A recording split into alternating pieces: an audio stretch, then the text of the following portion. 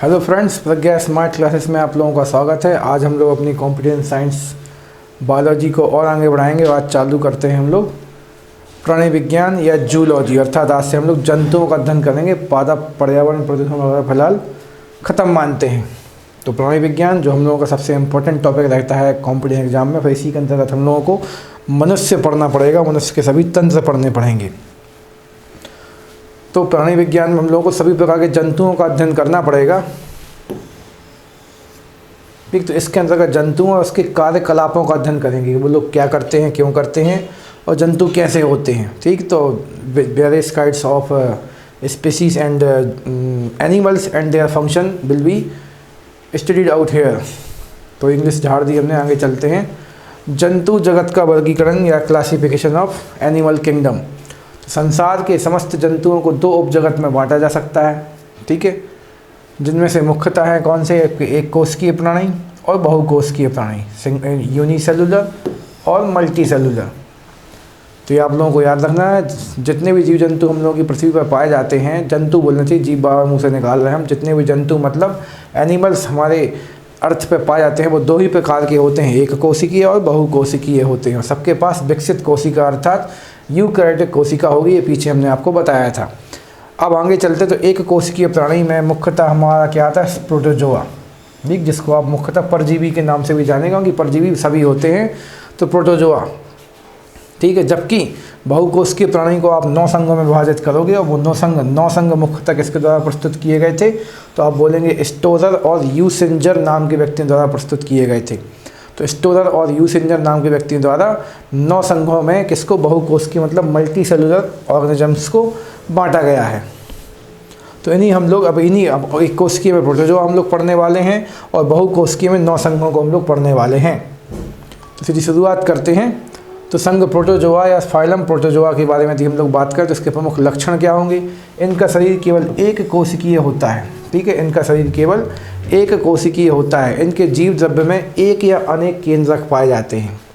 इनके जीव द्रव्य में एक या अनेक क्या हो सकते हैं, केंद्रक हो सकते हैं या पाए जाते हैं।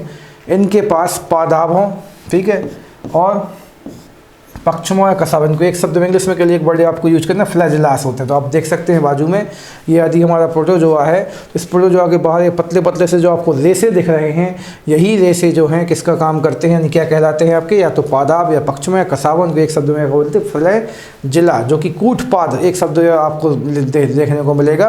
तो कूटपाद इन्हीं की सहायता से ये लोग चलन सारे काम करते हैं। ये स्वतंत्र जीवी मतलब ये खुद अपना खाना भी बना सकते हैं। ठीक है, कुछ स्थितियों जैसे यूग्लिना आगे जाके पढ़ेंगे, इसी में उदाहरण में आएगा। तो ये स्वतंत्र जीवी होते हैं और मुख्यतः परजीवी होते हैं, मतलब दूसरों का खून चूस के काम भी चलाएंगे, फिर दूसरी चीज़ों से कुछ ना कुछ अवशोषित करके, खून नहीं चूसेंगे तो कुछ ना कुछ एब्जॉर्ब करते रहेंगे, जैसे अपनी बॉडी में जो भी पोषक तत्व हैं। ठीक है, तो स्वतंत्र जीवी और परजीवी दोनों प्रकार के होते हैं। सभी जैविक क्रियाएं इनमें मतलब ऑल काइंड ऑफ ऑर्गेनिज्म यानी अपने बायोलॉजिकल या बायोटिक फंक्शन जो होंगे इनमें, भोजन होगा, पाचन होगा, श्वसन होगा, उत्सर्जन हो, जनन, एक कोश के शरीर के अंदर ही सब कुछ कर लेते हैं। हम लोगों को पता कोशिका भी एक अपने आप में विकसित कहने को रचना है। तो एक कोशिका के भले हैं, लेकिन ये सारे काम अपनी कोशिका से ही कर डालेंगे।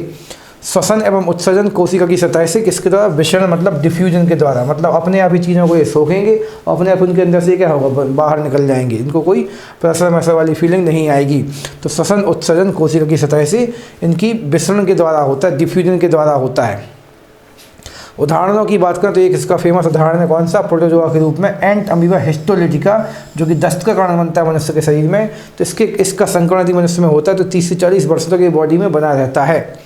ठीक है, और इसका सबसे फेमस उदाहरण आप लोग क्या पढ़ेंगे, तो आप बोलेंगे सर यूग्लिना, जिसको हम लोग पादप और जंतु जगत के बीच की लिंक या कड़ी कहते हैं। तो यूग्लिना इसी जगत में आता है। तो प्रोटोजोआ क्या, एंटम हिस्टोलॉजी का आपको उदाहरण रखना है, और आगे जाके हम लोग ऐसे बहुत से रोगकारी प्रोटोजोआ पढ़ेंगे। ठीक है, जैसे जिंजीवाइलिस ऐसा कुछ वगैरह अपना, जिससे मलेरिया होता है, वो सभी किसके कारण, प्रोटोजोआ के कारण होते हैं। मोस्टली प्रोटोजोआ हम लोग मनुष्य के मामले में रोगकारी के रूप में पढ़ेंगे, बाकी कुछ काम के भी होते हैं और कुछ ऐसे पढ़ने लायक होते हैं, जिसमें से एक यूग्लिना आपका एक है। बाकी मोस्टली आप इस प्रकार से रोग कारक पढ़ेंगे आगे जाके। तो बस हम यहाँ पे इतना बोल देंगे, आगे जाके हम लोग इसकी रोगकारी उदाहरण आगे जाके देखेंगे। आगे बढ़ते चलते हैं। तो हम लोगों का संघ पॉलीफेरा बहुकोशिकीय जगत का पहला वर्गीकरण है। ठीक है, बहुकोशिकीय जगत का पहला वर्गीकरण कौन सा है, तो संघ पॉलीफेरा है। तो इस संघ के सभी जंतु मुख्यतः कहाँ पाए जाएंगे, बल्कि सभी के सभी खारे जल में पाए जाएंगे, मतलब समुद्र के पानी में पाए जाने की इनकी संभावना सबसे ज़्यादा होगी। तो ये इनके प्रमुख लक्षण की बात करें तो ये बहुकोशिकीय जंतु में सबसे पहले हैं, ठीक है, पॉलीफेरा। परंतु कोशिकाएं जो हैं इनके नियमित ऊतकों का निर्माण नहीं कर पाती, तो उनके पास कोशिकाएं तो बहुत सारी हैं, लेकिन टिश्यू फॉर्म में या ऊतक फॉर्म में अभी तक नहीं पहुंच पाते, क्योंकि पहला प्रकार का जीव है। इनके शरीर पर असंख्य छिद्र होते हैं, जिनको आप ऑस्टिया के नाम से जानेंगे, ठीक है। इनके शरीर पर असंख्य छिद्र होते हैं, जिनको हम लोग ऑस्टिया कहेंगे। शरीर में एक गुहा पाई जाती है, जिसे आप क्या कहेंगे, स्पंज गुहा कहेंगे। ये आप लोगों को याद रखना है।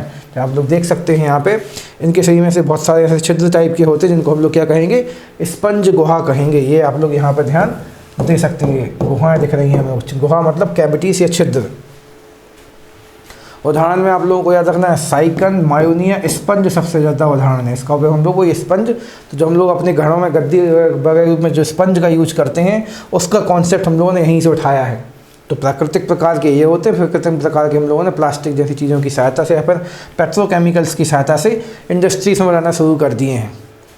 तो संघ पॉलीफेरा मुख्यतः खारे जल में पाए जाएंगे। इनके पास ऊतक का निर्माण नहीं हो पाता है। स्पंज गुहा, स्पंज इसके मुख्यतः उदाहरण के पास उनकी पहचान क्या है, इनके शरीर में बहुत सारे छिद्र होते हैं। स्पंज आप सबने देखी उसी की भांति। संघ सीलेंट्रेटा, इनके नाम में लगा है फिर से सी, तो ये भी मुख्य रूप से समुद्र में पाए जाएंगे, भले नहीं लिखा हमने, लेकिन ये भी देखिए समुद्र के अंदर ही डूबा हुआ है ये चीज़। और एक जंतु के नाम कोई पौधा लगाया, आप लोग सोचेंगे अनानास का ये हमने कहने को फल रखा है, तो ऐसा कुछ नहीं है। It is not a pineapple. तो प्राणी जलीय दो स्तरीय होते हैं। इनका शरीर कैसा दो स्तरीय हो जाएगा, मतलब इनके पास दो भाग पाए जाएंगे शरीर में।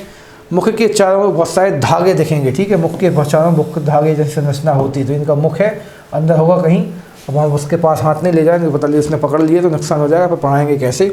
जो भोजन आदि पकड़ने में मदद करते हैं, ठीक है, इसलिए हम हाथ नहीं ले गए। हमारा हाथ है ही थोड़ा सा मीठा मीठा सा, इसलिए नहीं ले जाते उसके पास। उदाहरण की बात करें तो उनके पास हाइड्रा, जेलीफिश, सी एनीमोन और मूंगा तो आप लोग समझते हैं। मूंगा जिसको आप लोग क्या बोलते हैं इंग्लिश में, प्रवाल के नाम से जानते हैं। जो प्रवाल भित्तियाँ बनाता है वो कौन बनाता है, अपना मूंगा ही बनाता है। इंग्लिश का वर्ड मुंह पे नहीं आ पा रहा है, जो ऑस्ट्रेलिया में पाया जाता है, जिसको आप लोग अब नहीं आ रहा अभी मुँह पे, तो हम चर्चा बाद में करेंगे। तो मूंगा नाम की चट्टान है, जो कि आसपास कोरल रीफ, हाँ आ गया मुँह पे, तो कोरल रीफ, इसको आप कोरल के नाम से भी जानेंगे, कोरल रीफ, बल्कि पूरा लिखना चाहिए हमें ना, कि कोरल तो एक अलग शब्द है, रीफ। तो वो इस कोरल रीफ जो है समुद्र के आजू बाजू कौन से मूंगा बनाते हैं। मूंगा किस जगत में है, तो संघ सीलेंट्रेटा में, ये दूसरा जगत है, ये लिखना हम लिखते चलते ताकि थोड़ा सा कहानी बनते है। तो सीलेंट्रेटा जो है जंतु जगत के बहुकोशिकीय प्राणी में दूसरे नंबर पे आता है। तो इनको उदाहरण में आपको याद रखना, हाइड्रा, ठीक है, ये भी समुद्र में पाया जाता है। जेलीफिश, तो इसके नाम में भले फिश लगा, लेकिन ये क्या है, सीलेंट्रेटा संघ का है। और सी एनीमोन और मूंगा कोरल रीफ के नाम से फेमस है, जो प्रवाल भित्ति का निर्माण करता है। ऑस्ट्रेलिया में जो हम लोगों की क्या बोलते हैं कोरल रीफ, इसका नाम फिर से हम भूल रहे हैं, अभी आएगा मुंह पे, आप लोग कमेंट बॉक्स में डालिए। तो वो कौन बनाता है, मूंगा नाम के छोटे छोटे से जीव भी बनाते हैं, जो कि सीलेंट्रेटा के उदाहरण हैं। आगे चलते संघ प्लेटी हेलमेंथीस। तो इसके लक्षण में क्या करेंगे, तो इनके पास 3 स्तरीय, तो पहले वाले के पास 1 स्तरीय, दूसरे वाले के पास 2 स्तरीय, इसके पास 3 स्तरीय, मतलब 3 ट्रिपल उसमें लेयर में बटा रहेगा इनका शरीर। इनके पास मतलब मुंह भी होगा, बीच का ये भाग भी होगा और पीछे वाला भाग अलग होगा, जो सभी काम अपने हिसाब से अलग अलग करते रहेंगे, ठीक है। पर इनके पास अलग से कोई देह गुहा का मतलब जैसे हम लोग की बॉडी के अंदर से खोखली होती है, इनकी बॉडी पूरी चपटी टाइप की रहेगी। इस प्रकार से आप लोग देख सकते हैं, चपटी एकदम, इनके अंदर कोई गुहा मतलब अंदर पूरी बॉडी में कोई कैविटी वगैरह नहीं पाई जाएगी, ठीक है, नहीं होती है। पृष्ठ आधार तल से एक ऐसे चपटे टाइप के, आप लोग देख पाए एकदम चपटे टाइप के हैं ये, यहाँ पे देख लो चाहे यहाँ पर देख लें, तो चपटे होते हैं। पाचन तंत्र विकसित नहीं होता है इनका, ठीक है, इनके पास पाचन तंत्र विकसित नहीं होता है। उत्सर्जन मतलब ये कुछ भी खाएंगे पिएंगे तो निकालेंगे किसकी सहायता से, तो वो आप बोलेंगे फ्लेम्स। इनके पास कुछ फ्लेम सेल्स होती हैं, फ्लेम कोशिकाएँ होती हैं, जिनके द्वारा अपने शरीर से चीज़ों का उत्सर्जन करते हैं। फिर कंकाल, श्वसन अंग, परिवहन अंग आदि इनके पास नहीं होते हैं, ठीक है, मतलब ये इनके पास हड्डी जैसी कोई चीज़ नहीं होगी, सांस लेने के अलग से कोई फेफड़े नहीं होंगे, परिवहन के लिए इनके पास रक्त जैसी कोई चीज़ नहीं होगी। इसका अर्थ ये होता है क्योंकि सभी शुरुआती जगत पे ही तो हैं हम लोग, तीसरे जगत पे ही आए हैं, कम से कम इनकी चर्चा हो रही है यहाँ पे, पीछे तो हमने चर्चा भी नहीं की थी, तो यहाँ पे इनके पास ये सब भी नहीं होता है। ये उभयलिंगी जंतु, उभयलिंगी का मतलब होता है आपका कॉमन सेक्सुअल, या फिर इसको हिंदी में जहाँ तक यूनिसेक्सुअल भी कुछ लोग बोल देते हैं, बाकी उभयलिंगी का मेन अर्थ होता है इन पर नर और मादा के गुण दोनों एक साथ ही होंगे, फूलों की भांति, ठीक है, तो फूलों की भांति उभयलिंगी होंगे। प्लेनेरिया, इसको उदाहरण की बात करूँ तो प्लेनेरिया, लेबर फल्यूक और फीताकृमि, इनका नाम ही क्या बन जाता है, फीताकृमि बन जाता है इनका नाम। तो फीते की भांति पतले पतले चपटे चपटे से होते हैं ये, टैप की भांति, जिनको टैप बर्म भी कहोगे आप लोग, या टेप बर्म। तो प्लेटीहेल्मिन्थीस ये भी रोग कारक होते हैं। तो इनको आपको थोड़ा सा समझ के चलना, याद रखना है। 2-3 बार यदि आप बस देख देख के ही पढ़ लेंगे तो आपको आसानी सब कुछ याद हो जाएगा। एक बार बस ध्यान से जो छोटी छोटी कहानी हम सुनाते रहते हैं उनको बस आप सुनते रहिए और इनको एक बार फिर से रिवाइज कर लेना, और एक बार एग्ज़ाम के समय और पढ़ लेना, तो आपको एग्ज़ाम इस मामले में काफ़ी अच्छा जाने वाला है। आपको सब कुछ देख देख के याद आएगा, चित्रों को थोड़ा देख सकते हैं आप, ठीक है। तो ये सहायता मिलेगी आपको हम लोगों की ऐसी क्लासेस से। तो संघ एस्केलमेंथिस, तो हम लोगों की बहुकोशिकीय जगत का चौथा जगत। तो संघ एस्केलमेंथिस, तो सब ये लंबे बेलनाकार अखंडित कृमि हैं। तो लंबे लंबे होते बेलन की भांति, देखा आप देख सकते हैं, लंबे लंबे होते अखंडित, मतलब इनकी बॉडी में कोई पार्ट नहीं होते। जैसे हम लोग देखो एक खंड ये खंड ये खंड खंड है, तो हम लोग खंडित टाइप के जंतु हैं, लेकिन ये लोग खंडित नहीं होंगे, पूरी की पूरी बॉडी एक ही प्रकार की होगी, यानी एक ही शेप में ढली होगी आपकी। यहाँ पे आपकी नहीं, मतलब इन लोगों की, इनका शरीर द्विपार्श्व सम्मित होता है। द्विपार्श्व सम्मित का मतलब ये होता है कि इनकी बॉडी को यदि हम लोग इस प्रकार से ऐसा ऐसा या फिर ऐसा ऐसा 2 भागों में बांटेंगे बीचों बीच से, तो दोनों भाग एक दूसरे को पूरे ढक लेंगे, मतलब ये लेटरली क्या बोलते हैं, सिमेट्रिकल होते हैं, द्विपार्श्व सम्मित होते हैं। और मुख्यतः कैसे होंगे, त्रिस्तरीय पीछे से आए तो अब यहाँ से सब जगह आप त्रिस्तरीय लगा सकते हैं, मतलब इनके पास मुख, बीच का पेट जैसा भाग और नीचे का पीछे वाला भाग लवा अलग दिखने से लगता है, लेकिन भले विकसित नहीं होता है। आहार नाल यहाँ पे स्पष्ट हो जाती है, जिसमें मुख और गुदा दोनों ही होते हैं, गलत बोलने वाले थे हम। तो आहार नल मतलब इनके पास जो अपनी माउथ कैविटी है पूरी स्पष्ट हो जाती है, उनके पास मुख मतलब अपना माउथ और गुदा मतलब एनस दोनों ही आ जाते हैं, मतलब ये लोग खाने और निकालने का काम अलग अलग कर सकते हैं। परिवहन अंग तथा श्वसन अंग इनके पास नहीं होते हैं, ठीक है। तंत्रिका तंत्र थोड़ा बहुत विकसित हो जाता है, विकसित का मतलब ये नहीं कि पूर्णतः विकसित, बस हम थोड़ा लिख देते हैं यहाँ पर, नहीं तो ये तो एकदम विकसित हो गया, मतलब सोचने विचारने की क्षमता इनके पास आ जाएगी, तो थोड़ा बहुत विकसित होता है इनके पास, ठीक है। तो परिवहन तंत्र इनके पास थोड़ा विकसित होता है। उत्सर्जन के लिए ये लोग किसका उपयोग करेंगे, तो प्रोटॉन फ्रीडिया का उपयोग करेंगे। तो प्रोटॉन फ्रीडिया इनके पास एक किडनी जैसी आकृति डेवलप हो जाएगी, इनके पास गुदा जैसी चीज़ भी आ गई तो ये किडनी जैसी आकृति बन जाएगी, जिसको हम लोग प्रोटॉन फ्रीडिया कहेंगे। ये एक लिंगी होंगे, एक लिंगी होने का अर्थ ये है कि इनके पास नर और मादा अलग अलग जंतुओं पर पाए जाएंगे, एक ही जंतु पर दोनों काम नहीं होंगे। इनको आप लोग एक शब्द में गोलक्रमी भी कहोगे, एस्केलमेंथिस को आप एक शब्द में गोलक्रमी, पीछे वालों को प्लेटीहेल्मिन्थीस को फीताक्रमी के नाम से भी जाना जाता है। ऐसे क्वेश्चन भी बन जाते हैं परीक्षाओं में। उदाहरण पर ध्यान देंगे तो एस्कैरिसिस या एस्कैरिस, ठीक है। थ्रेडवर्म, बुचेरिया, ये भी मुख्यतः रोगकारी होते हैं। इनमें से बुचेरिया के बाद हमने लिखा भी है कि बुचेरिया जो है हम लोगों में, मनुष्यों में मुख्य रूप से क्या करता है, फाइलेरिया फैलाता है। तो फलेरिया गलत हो गया थोड़ा सा, इसलिए हम फिर से लिख रहे हैं इसको। तो फाइलेरिया, जिसको आप हाथी पाँव के नाम से भी जानते हैं, ठीक है, फाइलेरिया। तो फाइलेरिया नाम का रोग बुचेरिया नाम की गोलक्रमी या फिर एस्केलमेंथिस के द्वारा होता है।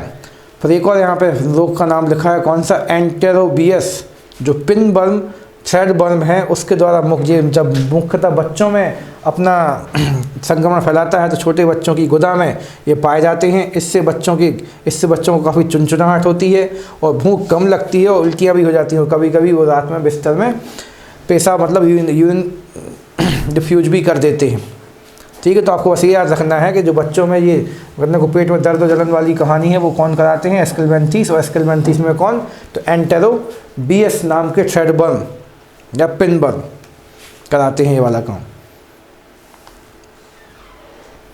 फिर हम लोग आ जाते हैं ये संघ एनिलिडा पर।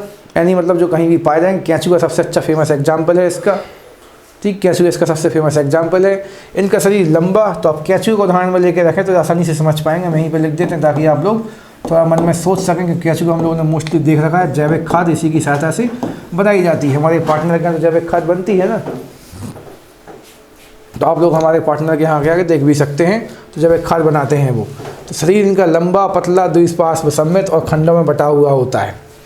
इनके ठीक प्रमुख प्रचलन जो है, प्रचलन मतलब यहाँ से जाना ट्रांसफॉर्मेशन जो करते हैं ये लोग, ठीक है, मुख्यतः काइटन के बने। काइटन हम लोगों ने कवक में भी पढ़ा था, तो काइटन से ही बना एक इनके पास सीटी नाम की आकृति बन जाती है, तो उसके द्वारा ये यहाँ से वहाँ चल सकते हैं। जैसे इस वाले जंतु को आप देख सकते हैं, तो इसको दूर से देखते हैं, जो हमारे लगते हैं तो हाथ में लगा दे कुछ, तो इसके पास अब ये कांटे कांटे से देख रहे हैं, थोड़ा सा छू लेते हैं इसको हम, तो इसके पास ये जो कांटे हैं वो किसके बने होते हैं, सीटी नाम के, सीटी कहलाते हैं जिनको, जो कि मुख्यतः काइटन के बने होते हैं।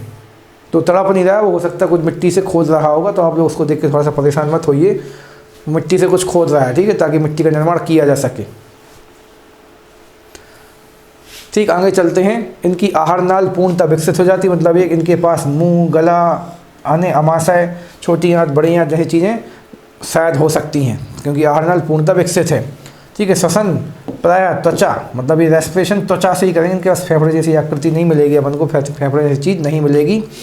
और कुछ जंतुओं में किसी का क्लोम, जो कि मछलियों में होते हैं, गिल्स जिनको आप इंग्लिश में बोलते हैं, क्लोम या गिल्स द्वारा होता है।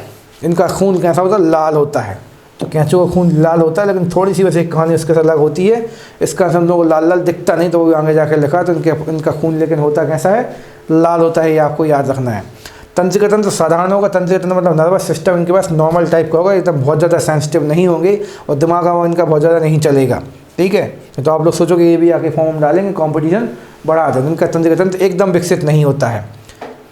उत्सर्जी अंग वृक्क के रूप में होते हैं, इनके पास वृक्क के रूप में एक किडनी आ गई है, पीछे भी हमने बोला था किडनी जैसी एक संरचना बनने लगी थी, तो इनके पास अब पक्का किडनी आ चुकी है, जिसको वृक्क भी लिखा मिलता है कुछ किताबों में, लेकिन आप इसको मान सकते हैं किडनी पहली बार कहाँ विकसित हुई थी, तो एनेलिडा में, क्योंकि ये क्या मिट्टी बना रहा है, और मिट्टी क्या करती है, मिट्टी ही जो हर चीज़ का उत्सर्जन करती है। हम लोग के शरीर का एक महत्वपूर्ण उत्सर्जक अंग कौन होती है, किडनी होती है। तो ये किडनी मिट्टी वाले जीव किसमें पहली बार पाई गई, केंचुए में। तो कौन आने की कोशिश की है हमने, तो माना कि आप लोगों को समझ में आगे बढ़ते जाते हैं, और हम निराश नहीं होते हैं। ये एक लिंगी भी होते हैं, उभयलिंगी भी होते हैं, अर्थात इनके एक शरीर पे एक ही प्रकार का नर या मादा, या फिर एक शरीर पे दोनों एक साथ नर और मादा, उभय मतलब कॉमन भी हो सकते हैं ये। उदाहरणों की बात करें तो केंचुआ, ठीक है, अर्थवॉर्म जिसको बोलते हैं, जौंक और नरीस, ये जहाँ तक जौंक का ही चित्र है ना। ठीक है, चलो आगे चलते हैं। शायद तो केंचुआ, जौंक और नरीस इसके मुख्य उदाहरण हैं। केंचुए के बारे में एक फैक्ट बोले तो भैया केंचुए का दिल बहुत बड़ा होता है, उसके पास 4 जोड़ी हृदय होते हैं। हम लोग के पास मात्र कितने, 2 जोड़ी होते हैं, पर केंचुए के पास 4 जोड़ी होते हैं, इसलिए बेचारा कभी मरता नहीं, हम लोग को लगातार मिट्टी बना बना के देता जाता है। हम लोग के पास केवल 2 जोड़ी, ठीक है, 4 तो हम लोग के पास क्या कक्ष होते हैं, लेकिन जोड़ियाँ कितनी होती, केवल 2 होती हैं। तो केंचुए के पास 4 जोड़ी होती हैं। इसके जीव द्रव्य में हीमोग्लोबिन का विलय हो जाता है, जिसका पूरे शरीर में क्या होता है, हीमोग्लोबिन घुल जाता है। इस कारण से उसका खून अपन को एकदम लाल नहीं स्पष्ट समझ में आता। तो खून तो लाल है इसका, लेकिन पूरा का पूरा जीव द्रव्य मतलब प्रोटोप्लाज्म जो है इसके पास, वो ही पूरा का पूरा हीमोग्लोबिन से घुल जाता है। तो काफ़ी इजी, इंटरेस्टिंग, इंपॉर्टेंट है ये टॉपिक्स, जिनको आप एक बार फिर से एक बार रिवाइज कीजिए। हमारी आप लोगों से अपील रहेगी, तो आप लोग देखेंगे आप यहाँ पर 100 में से 100 नंबर कमा पाएंगे, क्योंकि हमने डेटा बहुत इंपॉर्टेंट ही शेयर किया है आप लोगों से। आगे चलते हैं। संघ आर्थ्रोपोडा। आर्थ्रोपोडा का मतलब यहाँ पे 6 पाँव वाले मच्छर मक्खी इसमें आएंगे। तो ये देखिए थोड़ा सा हम दूर ही खड़े हैं, उड़ के लगता हमारे पास आ ही जाएगी ये। तो ये 6 पाँव वाले मुख्यतः इसमें जंतु आएंगे, ठीक है। तो 6 पाँव वाले इसमें मुख्य जंतु आएंगे, इसमें आप मुख्यतः अपने जब इसको आप पढ़ रहे होते हैं, समझ रहे होते हैं, तो आप मच्छर मक्खी को अपने ख्याल में रख सकते हो, जो हमने आसानी से देख रखे हैं। तो मच्छर मक्खी इसके मुख्य एग्जाम्पल रहेंगी। तो इनका शरीर 3 भागों में व्यक्त होता है, मतलब इनके पास सिर भी होगा, वक्ष मतलब छाती जैसी कोई संरचना भी होगी, उधर मतलब पेट भी होगा, नीचे से टांगे वांगे भी निकली होंगी। तो इनका शरीर पूर्णतः कहने को देखने में डेवलप हो चुका है, और इनके पास सब कुछ है, सिर, वक्ष मतलब अपनी चेस्ट पोर्शन सब कुछ है इनके पास। इनके पाद संधियुक्त होते हैं, मतलब दोनों पाँव जो होते हैं दूर आके आपस में क्या हो जाते हैं, जुड़ जाते हैं। तो आप देख सकते हैं, इसको थोड़ा नीचे से हम दिखाने की कोशिश करते हैं दूर से ही। तो इनके पाँव जो है यहाँ से आपको जुड़े हुए देखेंगे। आप वीडियो पॉज करके देखेंगे, ज़्यादा अच्छा दिखेगा आपको। उसको मिटा देते हैं क्योंकि वो नहीं तो बना रहेगा। तो इनके पाँव आपस में जुड़े होते हैं।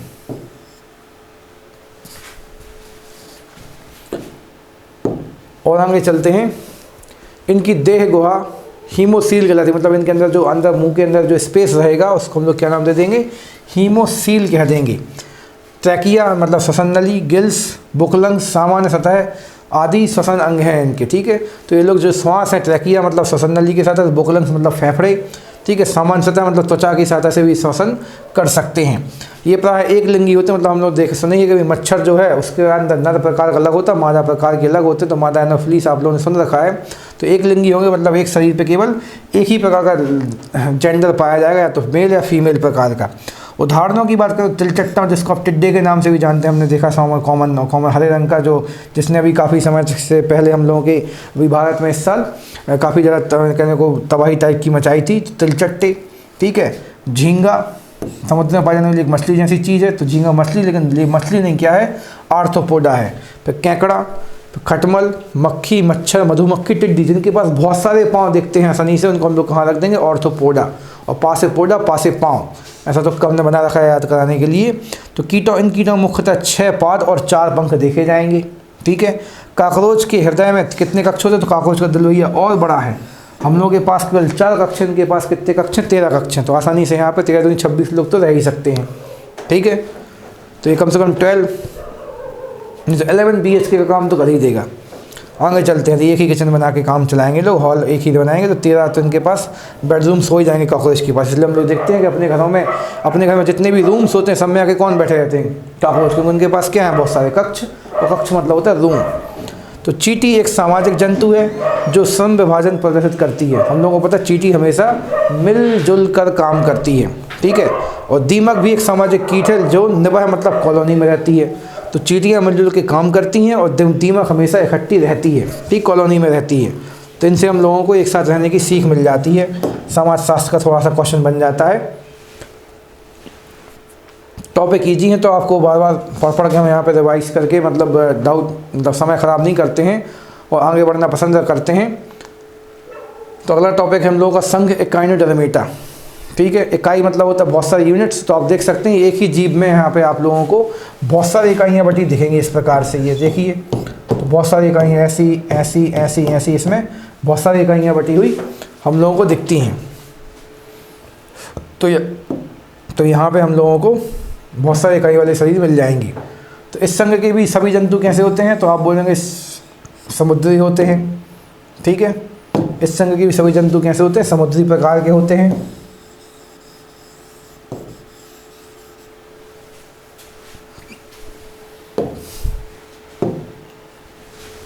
इनके अंदर जल संवहन तंत्र होता है, मतलब पानी को ये लोग यहाँ से वहाँ पहुँचा सकते हैं। हमारे शरीर में भी होता है, जिसको हम लोग लसीका तंत्र पढ़ेंगे आगे जाके।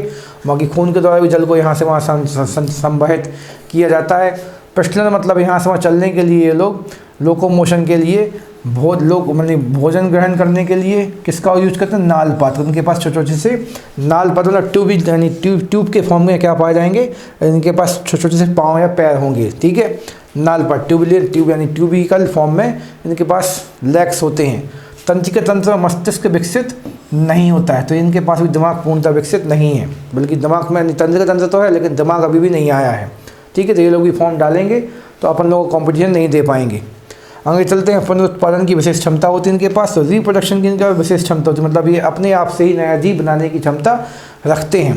तो ये वाला फैक्ट थोड़ा सा इंपॉर्टेंट कि काफ़ी हम लोग आप देख रहे हैं कि हम लोग लवालव विकसित जंतुओं के पास आ चुके हैं। ठीक है, लेकिन तब भी इनके पास अभी कौन सी क्षमता, पुनरुत्पादन क्षमता, मतलब ये अपनी कॉपी करने में समर्थ हैं। 7वें जगत पे हैं, जहाँ तक हम पीछे नंबर डालना भूल गए थे। आप लोग डाल के लिख लेना अच्छे से। ठीक है, तो जेली, इसको उदाहरण नाम देखें आप, तो jelly fish, sail fish, cray fish, silver fish, cuttle fish, ठीक है, star fish, hag fish, razor fish, brittle star, ये सभी इस जगत में आते हैं। लेकिन फिर से बोल दें, इनके नाम में तो फिश लगा है, लेकिन फिश का मतलब यदि आप मछली समझते हैं तो ये मछली जगत मतलब मत्स्य जगत के नहीं हैं। ठीक है, कौन से एकाइनोडर्मेटा जगत के हैं। ठीक है, तो एक जंतु होता है ऑर्चिन, ठीक, जिसके पास एक रचना होती है जिसको हम लोग अरस्तु लालटेन कहते हैं। उसका कार्य क्या होता है, भोजन को चबाना। तो ऑर्चिन नाम का जंतु, अरस्तु लालटेन, जो हम लोग के पास दांत करते हैं जो काम, तो ऑर्चिन के अंदर कौन करता है, अरस्तु लालटेन कर देता है। तो लालटेन की सहायता से ये भोजन को चबाते हैं। तो ये आपको याद है, एक फैक्ट है, इसलिए इसको हमने शेयर किया आप लोगों से यहाँ पे। तो ये होगा भाई हम लोग का एकाइनोडर्मेटा। अब हम लोग अगला जगत का नाम क्या है, तो संघ मोलस्का। तो मोलस्का तो लसलसे टाइप के चिपचिपे चिकने से रहेंगे, जिसमें मुख्य रूप से क्या आता है, ऑक्टोपस। इसको पढ़ते समय आप ऑक्टोपस को ध्यान में रख सकते हैं। तो मुख्य लक्षण क्या है, इनका शरीर 3 भागों में विभक्त होता है।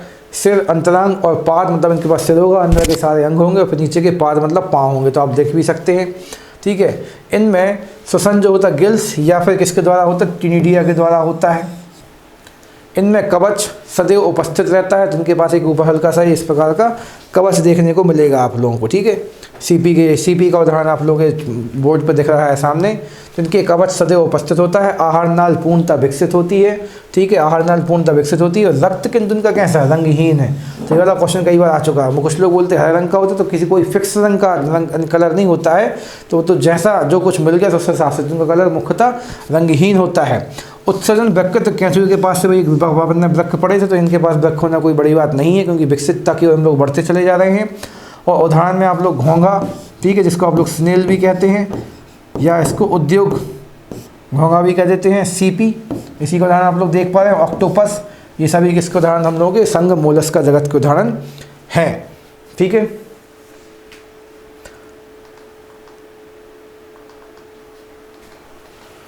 तो संघ मोलस्क जगत में हम लोगों को मुख्य रूप से घोंघा, सीपी, ऑक्टोपस। तो अब तो जब भी इसको आपको मेन ध्यान रखना, मोलस्क का मतलब लसलस है, लसलस ऐसा क्या होता है, ऑक्टोपस होता है, ठीक है। तो ये मोलस्क जगत में ये सारे जगह हम लोगों का मुख्य रूप से क्या, आपको ऑक्टोपस को ध्यान में रखते हुए अपने आंसर को टिक करना है और थोड़ा सा एक बार इनको रिवाइज करके चले जाना है, तो आप लोग सभी आंसर्स आसानी से लगा पाएंगे। तो इनका आप लोग रिविजन कीजिए, और कोई डाउट या फिर आपको कोई इंपॉर्टेंट चीज़ हमसे पूछना हो तो आप हमसे कमेंट बॉक्स के माध्यम से शेयर कर सकते हैं। और एक और खुशखबरी हम आप लोगों से शेयर करना चाहेंगे कि जल्दी हम लोग की प्रज्ञा स्मार्ट क्लासेस, ठीक है, सागर में सक्सेस क्लास की सहायता से हम लोग मिलके अपनी ऑफलाइन कॉम्पिटिशन क्लासेस भी शुरू कर रहे हैं, जिसमें हम लोग मुख्यतः SI PSC पे ध्यान देंगे, और साथ में भी क्रैश कोर्स के रूप में हम लोग अपने MP पुलिस कांस्टेबल की क्लास जल्दी 1 मार्च 2021 से शुरू करने वाले हैं। तो जो लोग भी पढ़ने के इच्छुक हैं तो हम लोग से संपर्क कीजिए और अपनी सफलता को सुनिश्चित करने में हमारा सहयोग लीजिए। तो आज के लिए फिलहाल धन्यवाद, नमस्कार एंड बेस्ट ऑफ लक।